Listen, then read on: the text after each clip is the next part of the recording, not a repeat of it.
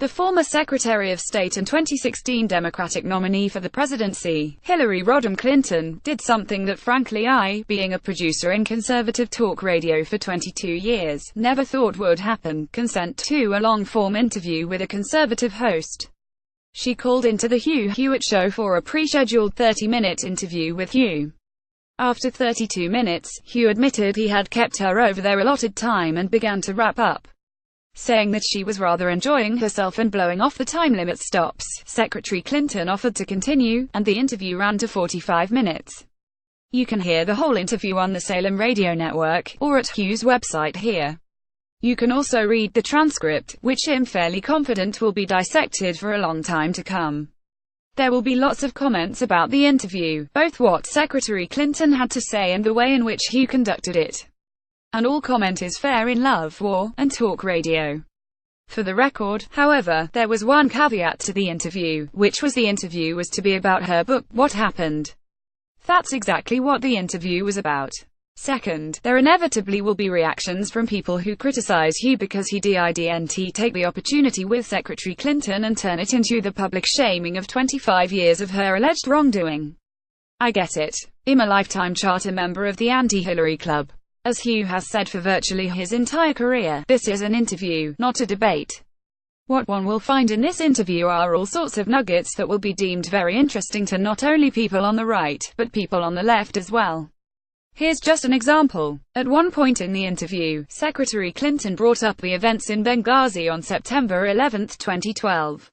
Hugh took the opportunity to ask her one question that's always bugged him about the sequence of events, which is why she left the State Department relatively early, if at all, when the crisis was still unfolding, and went home. Here's the transcript of that exchange. I agree with that. On Benghazi, I have one question. On page 230, do you write, the Republicans swung at me and missed the 11-hour-long Benghazi hearing. That's true. By the way, I absolutely 100% agree. My question is, do you regret leaving the State Department that 9HRCO? You know, I was there until 9/1000. We had done a number of what are called SVTCs, you know, satellite conferences. I had talked on the phone. I had talked over satellite with our team in Libya. I had talked with members of our government, defense and intel and others, obviously, the White House. And you know, we knew that our goal was to find all of our people and get them out of there, and that was ongoing. And so you know, I went home for a few hours of sleep. I talked to the president, bringing him totally up to date, and then obviously, do you know, headed back early the next morning. But do you regret, do you wish you had stayed there all night? Do you think it would have been different had you stayed there? HRC I doubt it, Hugh. I doubt it, because that was never the principal charge that the Republicans and others made against me, and those in the administration. So I don't think that silenced the critics, because there seemed to be a calculation that this was an issue that they could make political. So to paraphrase, Hugh was basically asking her if she thought leaving early was a mistake. Would staying put and showing leadership have made a difference to get our personnel out of there? Could her continued presence have perhaps gotten assets in place faster to save lives? Her first response was that she had been in meetings and calls, and had briefed the president, and then went home to get some sleep. The crisis was still unfolding, mind you, but she seemed to believe everything was in control. Hugh pushed back, and her answer, to me, at least, is astounding.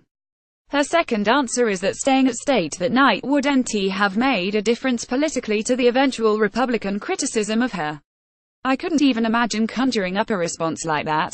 If I had people in my charge that were under attack by an unknown entity, didn't know where all our people were, had others bugging out, and the scramble to get assets there to rescue and defend weren't yet worked out, I probably wouldn't have gone home. That's just me. If I were asked about it, though, my first thought reflecting on my choice wouldn't be the political ramifications on me. It would be whether my decision to stay or go home might have changed the outcome of the lives of the 4 Americans who lost their lives that night. As I said, there are lots of exchanges that will raise eyebrows in the days and weeks to come, I'm sure. But I do have to give her credit. She showed up and took the questions. Let's see what people have to say when they listen or read the transcript.